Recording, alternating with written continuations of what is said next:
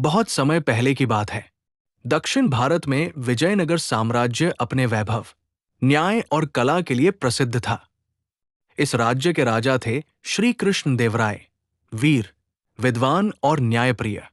उनके दरबार में 8 महान विद्वान थे, जिन्हें अष्टदिग्गज कहा जाता था। उन्हीं में सबसे चतुर, सबसे हंसमुख और सबसे अनोखे थे तेनालीराम। तेनालीराम केवल विद्वान ही नहीं थे, बल्कि मनुष्य के मन को पढ़ लेने वाले व्यक्ति थे। वे जानते थे कि कब हंसना है, कब चुप रहना है और कब बुद्धि से वार करना है। एक दिन विजयनगर में बड़ा हंगामा मच गया। शहर के व्यापारी राजा के पास आए और बोले, महाराज, नगर में चोरी बढ़ गई है। रात में लोग डर के मारे सो नहीं पाते।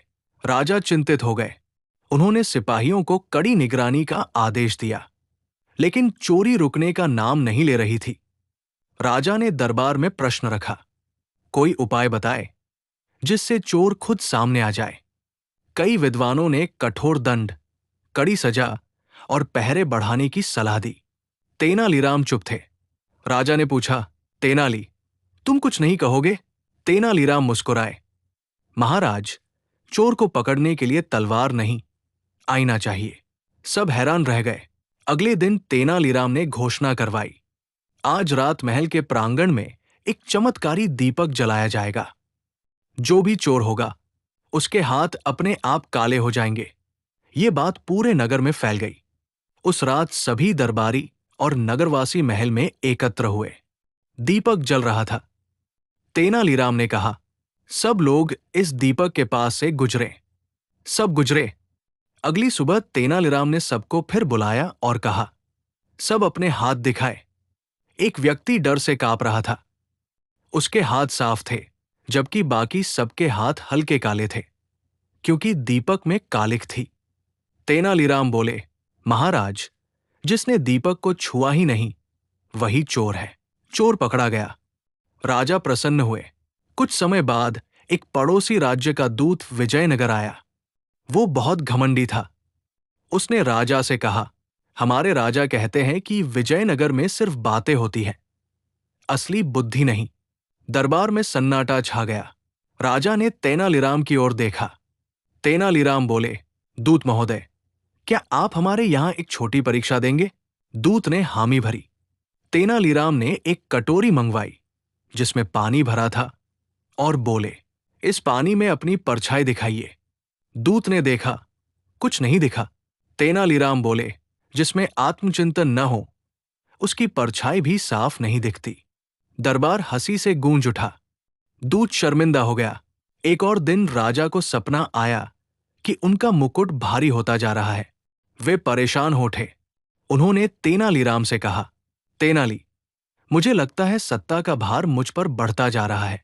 तेनालीराम बोले, महाराज, कल प्रजा के बीच चलिए। अगले दिन राजा साधारण वस्त्र पहनकर नगर में निकले। उन्होंने गरीबों, किसानों और कारीगरों की बातें सुनी। राजा की आंखें खुल गई। तेनालीराम बोले, महाराज, सत्ता तभी हल्की होती है जब उसे सेवा बना लिया जाए। एक बार दरबार के कुछ विद्वान तेनालीराम से ईर्ष्या करने लगे। उन्होंने राजा से कहा, तेनालीराम केवल मजाक करता है, विद्या नहीं। राजा ने परीक्षा लेने का निश्चय किया। उन्होंने तेनालीराम से कहा, ऐसा वाक्य बोलो जो न सत्य हो न असत्य। तेनालीराम मुस्कुराए और बोले, महाराज, ये वाक्य असत्य है। राजा हंस पड़े। विद्वान चुप हो गए। तेनालीराम की सबसे बड़ी विशेषता ये थी कि वे कभी घमंड में नहीं आए।